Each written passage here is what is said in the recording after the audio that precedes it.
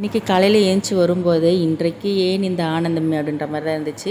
ஏன்னா சில்லு கிளைமேட்டு மழை வர மாதிரி இருந்துச்சு. மழை வந்துருச்சுன்னா ஸ்கூல் லீவ் விட்டுருவாங்க அப்படின்ட்டு சமைக்க ஆரம்பிச்சிட்டேன். சமைச்சு வச்சுட்டா மதியமாக சாப்பிட்டுக்கலாம், ஃப்ரீயாக ரெஸ்ட் எடுக்கலாம் அப்படின்னு சொல்லிட்டு சமைக்க ஆரம்பிச்சிட்டேன். ஏன்னா நம்ம சமைக்கிறது அப்படியே பாதியிலே விட்டுட்டோம், இல்லை ஸ்லோவாக செஞ்சோம் அப்படின்னா ஸ்கூல் லீவ் இல்லைன்னா அப்புறமா டைம் ஆகிடுறதுனால நான் எப்பவும் போல் செய்ய ஆரம்பிச்சிட்டேன். ஆனால் லீவ் விடலை, அது வேறு கதை. இப்போ வந்து மிளகும் மஞ்சத்தூளும் போட்டு பால் காய்ச்சினேன் நான். எனக்கு தொண்டை கரகரன்றதுனால என்னுடைய வீட்டுக்காரருக்கும் இன்றைக்கி இதே பால் தான். ஹஸ்பண்ட் சாப்பிட்டு மீதம் நாம் சாப்பிட போய் இப்போல்லாம் வந்து நாங்கள் என்ன சாப்பிட்றோமோ அதான் நீங்கள் சாப்பிட்ணும் அப்படின்ற மாதிரி நவீனமயமாகிடுச்சு காலம். அடுத்து அவரைக்காய் பொரியல் செஞ்சுட்டு மிளகாய் சாம்பார்லாம் வச்சுட்டு பசங்க சாப்பிட்டுட்டு அதெல்லாம் எடுத்து எதுவுமே வைக்கல. பசங்களை ஸ்கூலில் எடுத்துன்னு ட்ராப் பண்ணிவிட்டு வந்துடலாம் சொல்லிட்டு கிளம்பிகிட்ருக்கேன். அந்த பேக்கு லஞ்ச் பேக் எல்லாத்தையும் எடுத்து வெளியே வச்சுட்டு வீட்டுக்கு போனால் ப்ரெஷர் ஏறிடணும்னு சொல்லிட்டு எங்கள் அம்மா வீட்டுக்கு வந்துட்டேன். எங்கள் அம்மா தக்காளி சாதமும் கருணக்கிழங்கு செஞ்சுருந்தாங்க. சாப்பிட்டுட்டு அங்கே காலையில் இவங்க கிளப்பும்போது வர ப்ரெஷரெல்லாம் எங்கள் அம்மா வீட்டில் இறக்கி விட்டுட்டு கூலாக வந்து வேலை செய்யணும். வீட்டுக்கு வந்துட்டேன். மழை சூப்பராக இருந்தது.